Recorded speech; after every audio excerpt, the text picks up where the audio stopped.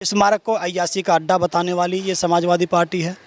हमारे जो डिमोशन करने वाली ये पार्टी है। पहली बार धरती पे ऐसा हुआ कि डिमोशन किया गया बड़े पैमाने पे। तो इस प्रकार से ये दोनों आपस में मिले हुए हैं। इनकी ये साठगांठ है कि किसी भी प्रकार से बहुजन समाज पार्टी को कमज़ोर करो और उसके बाद में सेंटर में कांग्रेस इस वोट को ले लेगी और स्टेट में समाजवादी इस वोट को ले लेगी।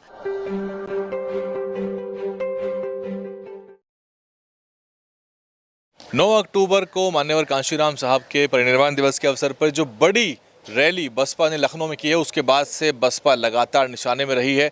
मुद्दे बहुत सारे इकट्ठे हो गए हैं। उधर आईपीएस ऑफिसर वाई पूरन कुमार जो हैं, उनको जो न्याय चाहिए, जो कार्रवाई होनी चाहिए, वो नहीं हो पा रहा। बहन जी ने ट्वीट कर दिया है, कांग्रेस पार्टी उस मुद्दे पे लगी हुई है।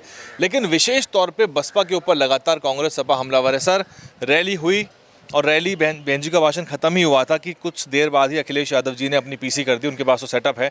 उन्होंने कहा कि ये सब बीजेपी करवा रही है। नसीमुद्दीन सिद्दीकी कहते हैं कि मैं ट्रांसपोर्ट मिनिस्टर रहा हूँ, सारी बसें जो हैं वो बीजेपी ने लगा के दी हैं। देखिए, हमने भी काफ़ी बसों को देखा, लेकिन हमें डीटीसी की बस दिखाई नहीं दी। हाँ, यूपी रोडवेज वाली हमें कोई बस दिखाई ऐसी नहीं दी। हमने जितनों पे भी देखा बैनर लगा हुआ, उस सब पे जो है वो प्राइवेट बस थी। जो हमने रोड पे भी देखा, चलते हुए देखा, वहाँ पर देखा। मुझे ऐसा लगता है कि नसीमुद्दीन सिद्दीकी साहब पे इस बात पे एफआईआर होना चाहिए। आपके पास क्या प्रूफ है? आपने केवल एलिगेशन तो लगाया है, कोई प्रूफ दिया है आप लोगों ने? मुझे लगता है कि उन पे एफआईआर होनी चाहिए, मानहानि का उन पे दावा होना चाहिए, क्योंकि आप किसी के क्रेडिट को ख़राब कर रहे हैं। इतनी मेहनत से लोगों ने, पहली बार ऐसा हुआ, जो लोग ये कहते थे कि ये तो रैली बहन जी की इसलिए सफल हो जाती हैं क्योंकि उस समय चुनाव का दौर होता है, तो कैंडिडेट अपनी बस लगाता है, खाने को पैसा देता है। लेकिन इस बार तो ऐसा नहीं था। इस बार तो लोगों ने अपने पैसे से, खून पसीने का पैसा जोड़ करके बसें करी, खाने पीने को अपने साथ में लेकर के आए और तब जाकर के मीटिंग को, रैली को सफल बनाया। तो जो इनका एलिगेशन है, ये बौखलाहट है। इनको ये लग रहा है कि भाई पहले बहन जी ने अभी डी को आउट किया वहाँ से, अब मुझे ऐसा लगता है कि वहाँ से जो है पी भी आउट होगा, क्योंकि पी का जो सबसे ज़्यादा जो वो बनता है, वो साहब कांशीराम का अधिकार बनता है। पी को सबसे ज़्यादा जो तैयार किया है, या ए को भी तैयार किया है, वो पूरा का पूरा साहब कांशीराम ने तैयार किया है। तो जिस प्रकार से ये एलिगेशन लगा रहे हैं, इस आधार पर उन पे एफआईआर होनी चाहिए और उन पे कार्रवाई होनी चाहिए। कांग्रेस के जो प्रवक्ता हैं, सपा के जो प्रवक्ता हैं, वो लगातार एक शब्द को पकड़ लिया। टीवी की मीडिया ने भी यही छाप दिया अगले दिन पूरे अखबारों में कि बहन जी ने योगी जी की तारीफ़ करी है। देखिए, तारीफ़ तो उसे नहीं बोल सकते, एक तरह से थैंक्स बोला है। थैंक्स बनता है।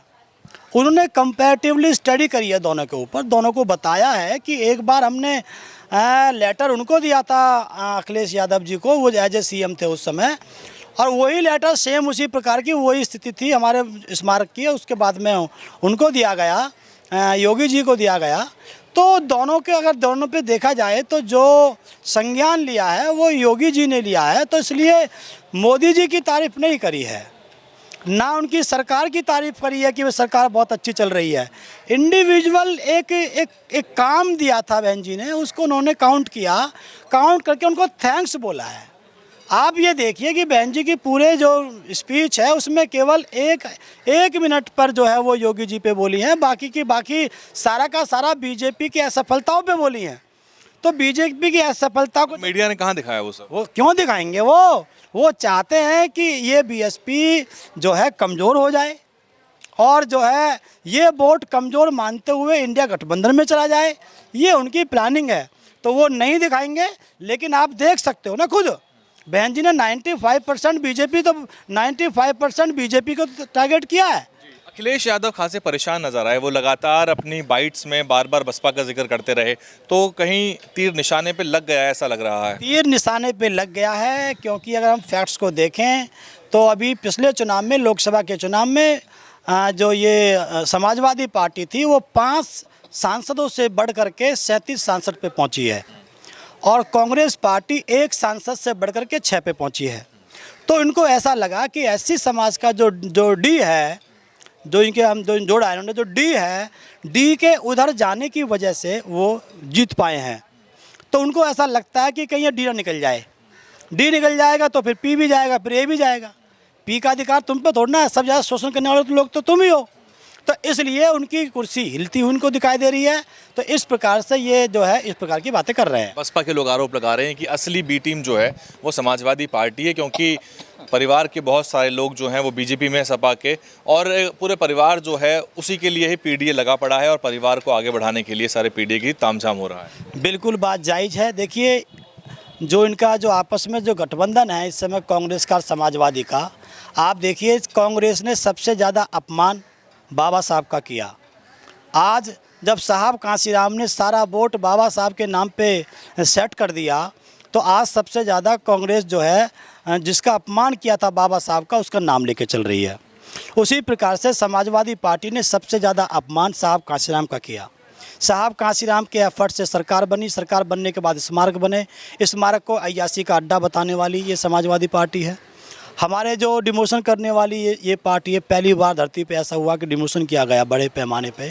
तो इस प्रकार से ये दोनों आपस में मिले हुए हैं। इनकी ये साठगांठ है कि किसी भी प्रकार से बहुजन समाज पार्टी को कमज़ोर करो और उसके बाद में सेंटर में कांग्रेस इस वोट को ले लेगी और स्टेट में समाजवादी इस वोट को ले लेगी। अगर आप देखें, जैसा कि आपने बताया कि समाजवादी पार्टी के परिवार के, यादव परिवार के लगभग 70% लोग जो है खुद बीजेपी में हैं और ये गांधी परिवार के 50% लोग खुद बीजेपी में हैं। तो इनको अपनी कुर्सी हिलती हुई दिखाई दे रही है। लेकिन हम किसी को हराने जिताने के लिए नहीं आए हैं, ना हम किसी की कुर्सी हिलाने के लिए आए हैं। हमें तो बहुजन समाज पार्टी की सरकार बनानी है, उसकी तैयारी है। बहन जी ने अभी बिगुल बजाया है, उसके बाद में बहन जी लगातार अब बिहार में भी जाने वाली है। उसके बाद उम्मीद है कि बहन जी ने एक स्टेटमेंट कहा था कि मैं अब पूरा प्रयास करूंगी, पूरी ताकत लगा दूंगी सरकार बनाने के लिए। इसका मतलब बहन जी एक्टिव फॉर्म में आ गई हैं। ये इनका जो पीडीए है ये बहुजन में कन्वर्ट होने जा रहा है। हालांकि बहन जी का तो सर्वजन है, तो ये जो है इनका परिवार बीजेपी में, आपकी बात जायज़ है। तो ये इनकी कुर्सी हिलती दिखाई दे रही है, इसलिए ऐसा कर रहे हैं लोग। बहुत शुक्रिया। जयप्रकाश सिंह जी मेरे साथ थे, बीएसपी के नेशनल कोऑर्डिनेटर और राष्ट्रीय उपाध्यक्ष रहे हैं। उधर वाई पूरन कुमार वाला जो मामला है उसमें भी लगातार प्रयास है कि जो डाइंग डिक्लेरेशन है उसके हिसाब से जिनको आरोपी बनाया गया है, जो आरोपी हैं जिनका नाम एफआईआर में है, उनकी गिरफ्तारी होनी चाहिए, वो सस्पेंड होनी चाहिए। लेकिन ऐसा कुछ हो नहीं पा रहा है। बसपा प्रमुख की तरफ से भी ट्वीट निकल के आया है। मेरे ख्याल से इस मुद्दे पर बीएसपी को राजनीति तेज करनी पड़ेगी। कांग्रेस जो है पूरी तरह से राहुल गांधी से लेकर सब आला नेता वहाँ जा रहे हैं और लगातार इस मुद्दे पे रामदास अठावले भी संज्ञान ले रहे हैं। तो मुझे लगता है ऐसे में संभव हो तो बहन जी को, नहीं तो आकाश आनंद को तो कम से कम पूरा डेलीगेशन बना के वहाँ जाना चाहिए। और समाज के मुद्दों की लड़ाई है, दलित समाज के हक अधिकार की लड़ाई है। वाल्मीकि समाज से उनका संबंध है। जो जाति है आंध्र प्रदेश की, वो वाल्मीकि जाति से एक तरह की उसकी मिलती जुलती जाति है। ऐसे में ये एक IPS ऑफिसर के साथ जो घटित हो रहा है ये किसी के साथ भी हो सकता है। तो आम दलित की क्या स्थिति होगी? आप पूरे विश्लेषण पे क्या कुछ सोचते हैं आप कमेंट करके बताइए और चैनल को सब्सक्राइब करिए। बहुत धन्यवाद आपका। DNN हिंदी को सब्सक्राइब करने के लिए दबाएं लाल रंग का सब्सक्राइब बटन और घंटी का बटन दबाकर ऑल नोटिफिकेशन पर क्लिक करें। चैनल को जिंदा रखने के लिए नीले रंग का ज्वाइन बटन दबाकर चैनल को आर्थिक सहयोग करें।